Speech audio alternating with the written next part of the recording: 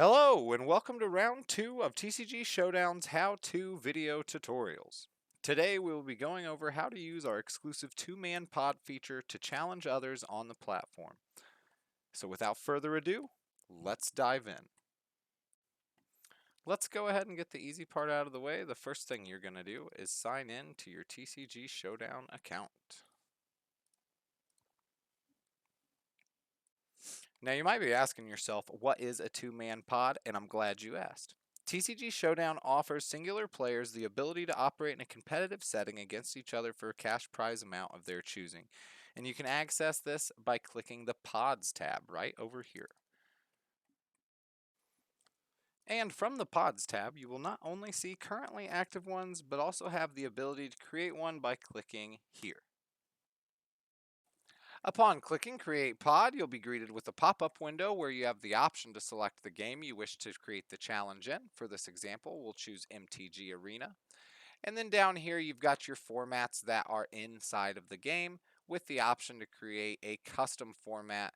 And this will populate an extra rules and notes box where you can notate any extra rules or notes that you wish to have within the challenge. Over here, you've got your match types, best of 1, best of 3, and best of 5. For this example, we'll choose best of 3. And then you've got pod sizes of 2 players with 4 and 8 coming soon. Down here, we have our entry options of $1, $5, and $10. For this example, we'll choose 5. And then down here, your in-game name auto-populates based on the game you select. This happens at account creation, and you can edit these from within your profile. Now you'll notice if I switch to Magic the Gathering Online, the name will change to my regular Nirvana without the pound symbol and numbers. Going back to MTG Arena brings it back to the MTG Arena appropriate style. And then down here, after selecting all of your stuff, you'll hit agree to terms and conditions and then create pod.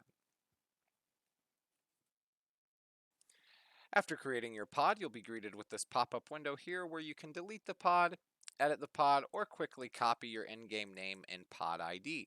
Now, if you accidentally exit out of this window, there's no issue because you can click right back on your pod and bring it right back up. Another thing worth noting is up here at the top right, you'll see these funds that are in brackets and orange text. You'll notice that is the exact amount that we created the pod challenge for, and this is to represent that those funds are in stasis until the pod is completed or deleted. So you'll see that your pod appears right here under the Pods tab, and let's go ahead and look at what this looks like from another person's profile if they were going to accept the challenge. You'll see here that I've logged into an alternative account, which is reflected by this little 0 asterisk tab here because of course we have not created the pod on this account. Now if we click over to the Pods tab, the one we created with our other account is reflected here. And if we click on this, we have the option to accept.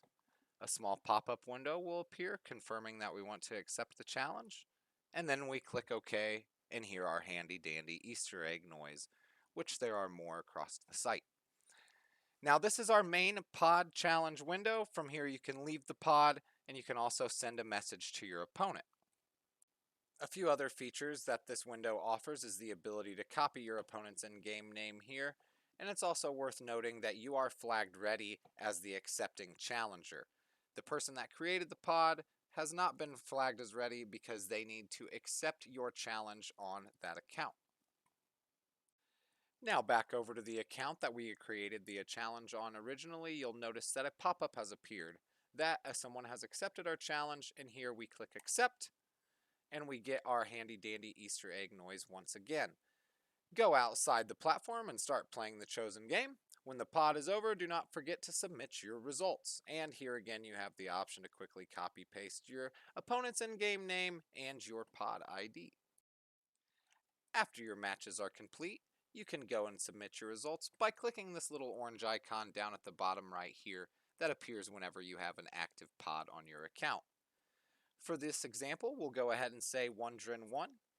Please note that you must still submit results for a third game regardless if it was played. In this case, Wondrin won both, so a third game was not played, but you do need to select the box. This is a safety feature to make sure that there are no issues in reporting. And if you try to submit without selecting the third box, you'll notice that you're greeted with an exclusion sign. So go ahead and click that third game, and you can submit your results.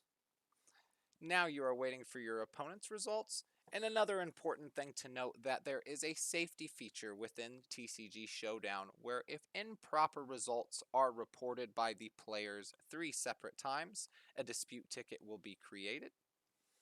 This is for the safety of our players and the safety of their earnings.